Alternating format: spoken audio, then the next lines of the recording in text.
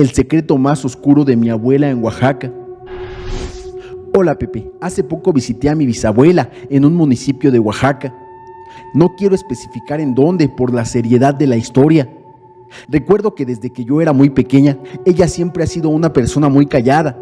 Sin embargo, en esa ocasión pudimos platicar un poco más a detalle sobre su vida cuando era joven y me contó algo que hizo que la piel se me erizara. Lo voy a contar en primera persona, tal y como ella me lo contó. Y pues bueno, la historia comienza así. Esto sucedió en el año de 1958. Como sabes, mi marido nos abandonó cuando era muy joven y yo tuve que hacerme cargo de todo. Pero ahorita te voy a contar cómo sucedió todo realmente.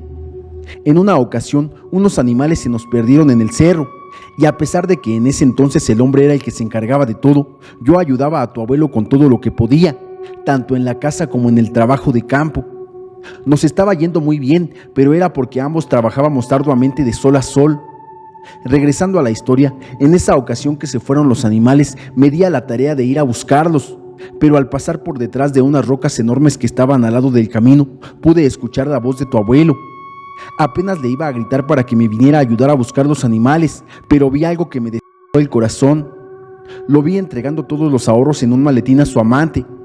En ese instante experimenté una mezcla de rabia y coraje. 8 años de arduo trabajo en el campo, extrayendo fibra de maguey para vender en la ciudad, y ahora esto. Sentí indignación al escucharlo decirle: aquí tienes, mi amor, este maletín con dinero para que vayas de compra a la ciudad y te embellezcas. Mañana te alcanzaré para quedarme contigo para siempre. Mi esposa necesitará encontrar un lugar nuevo para vivir, ya que el dinero de la venta de este rancho que solo Magueyes puede brindar también se ha ido. Después de despedirse con un beso, salí de mi escondite. Tomé con ambas manos mi guaparra, la misma herramienta que usaba para cortar pencas de maguey, y logré alcanzar a la mujer. Me paré frente a ella, me saludó con una sonrisa y me preguntó cortésmente: buenas tardes, señora, ¿en qué puedo servirle? ¿Es usted nueva por aquí? ¿Hay algo que le preocupe? Llena de rabia solo le respondí: soy la muerte y vengo por ti. Acto seguido, con la guaparra en mano, le propiné varios golpes en la cabeza hasta que cayó al suelo cubierta de sangre, dejando de respirar. La arrastré con mis manos, cavé un hoyo profundo y la sepulté bajo la tierra. La cubrí y planté retoños de maguey encima, colocando piedras para disimular el lugar. Tomé el maletín y corrí hacia el río para lavar mi cuerpo tras el acto. En ese momento, el cielo se abrió con una fuerte lluvia, como si quisiera cubrirme. Lloré mezclando mis lágrimas con la lluvia, pero procurando que no tocaran el dinero. Abrazando el maletín, busqué un lugar seguro para guardarlo y me dirigí a casa. A pesar del dolor en el alma y el corazón por el crimen cometido, tuve que mantener la compostura para no levantar sospechas. Al regresar, mi esposo, visiblemente preocupado, me ofreció una taza de café. Sin decir palabra, fui directo al lavadero para asearme, ponerme mi mejor vestimenta y sonreír, tratando de ocultar el tormento que sentía en mi interior. Mi esposo me observaba como si quisiera decirme algo, pero no se atrevía, así que yo exclamé: ¿qué aguacero tan bueno para que retoñen los magueyes que sembré hoy? Si seguimos así, nuestro magueyal será el mejor de todos. Cosecharemos mucho quiote, lo podremos vender y aumentar nuestros ahorros. Él se quedó callado, sus ojos se llenaron de lágrimas. Yo lo abracé con ganas de desvivirlo, pero no podría cargar con 2 muertos, así que pensé en dejarlo vivo. Así pasó aquella noche. A la mañana siguiente desperté justo cuando él había colocado toda su ropa en una maleta para irse, así que le pregunté: ¿a dónde vas, amor? Él me contestó: amor, me voy a la ciudad. Un primo está muy enfermo, tengo que ir a cuidarlo, no sé cuándo regrese. A lo que le dije: pues vete con cuidado, aquí estaré cuidando los magueyes.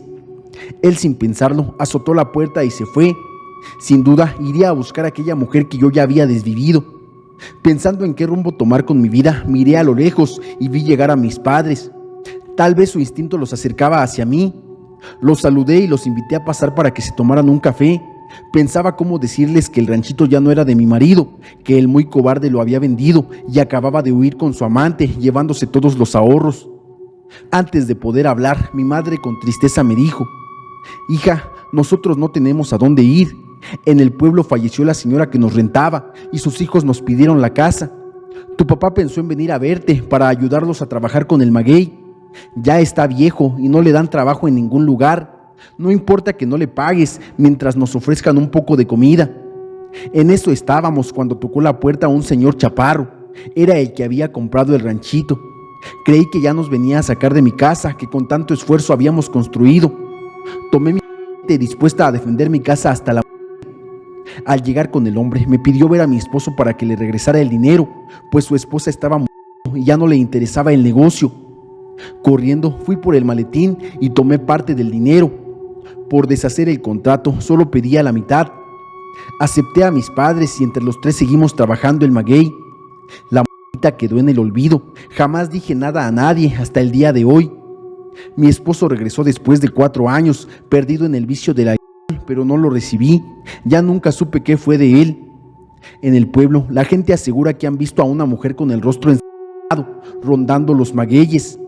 Yo paso cada día y me siento un rato al lado de su tumba improvisada que le hice y le digo: no te atrevas a espantarme, porque aún después de tu muerte te puedo dar tu merecido. Ahora cuento con 80 años y no me siento culpable para nada. Yo solo defendí lo que era mío. Los penitentes de Semana Santa. Hola Pepe, saludos desde Guatemala. La historia que estoy por contar es muy popular aquí de donde soy, y más en estas épocas de Semana Santa, ya que tiene que ver con los penitentes. Para dar un poco de contexto, los penitentes son hombres que acompañan a la procesión durante la Semana Santa. Estos se visten con largas capuchas y túnicas que cubren tanto el rostro como sus cuerpos. La historia de los penitentes comienza con un monje de Guatemala llamado Fray Hernández de la Cruz. Él inició estas prácticas en el año de 1720 con el propósito de ayudar a los pobres y enfermos de Guatemala. Con el paso del tiempo, otros hombres se unieron a él, formando así una organización alrededor de las penitencias cristianas. La mayoría de los penitentes eran campesinos o indígenas que se reunían en La Antigua, una gran ciudad de Guatemala, durante la Cuaresma. Durante esas ceremonias vestían harapos y se desplazaban por las calles arrastrando pesadas piedras en sus espaldas. Además de las prácticas físicas, los penitentes de Guatemala también dedicaban tiempo a oraciones y ayunos rigurosos. Llegaban a unirse con pequeños cortes e incluso a extraer de sus venas. Para muchos en Guatemala, los penitentes eran considerados como santos o portadores de bendiciones. A pesar de su reconocimiento, los penitentes también enfrentaron críticas. La Iglesia Católica se oponía a algunas de sus prácticas, especialmente la autorización y la intentando disuadirlos. No obstante, los penitentes perseveraban en sus rituales. A lo largo de los años, la práctica de los penitentes se mantuvo. En la década de 1960 y 1970 había alrededor de 50,000 penitentes en Guatemala, congregando a miles de personas durante las celebraciones más solemnes.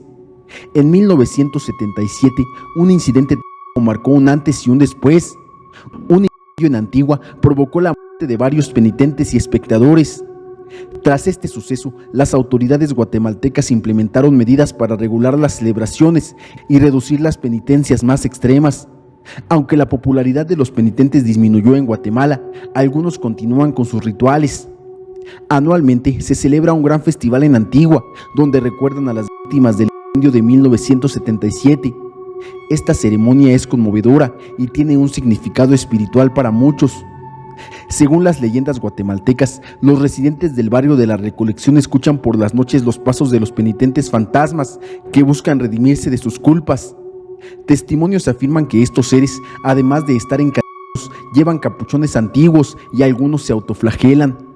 Las ánimas por las cuales las mujeres mayores dicen que hay que rezar, pero también provocan pena y compasión, ya que a nadie le gustaría estar eternamente encadenado a sus malas acciones.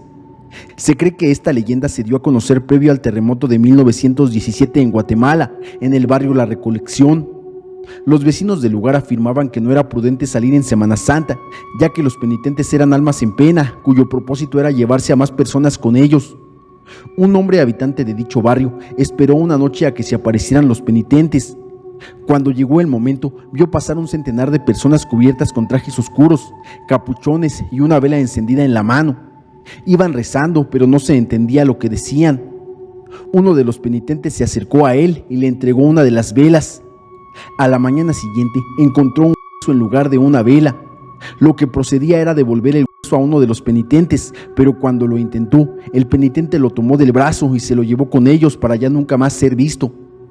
Otra versión de esta leyenda afirma que las personas pueden salvarse de los penitentes al acudir a ellos acompañados de un niño pequeño. Se suele decir que los penitentes aparecen cerca de los lugares sagrados como templos e iglesias. La Iglesia de la Recolección es uno de los templos más antiguos en Guatemala de la Asunción, y esta es la historia de los penitentes de Semana Santa.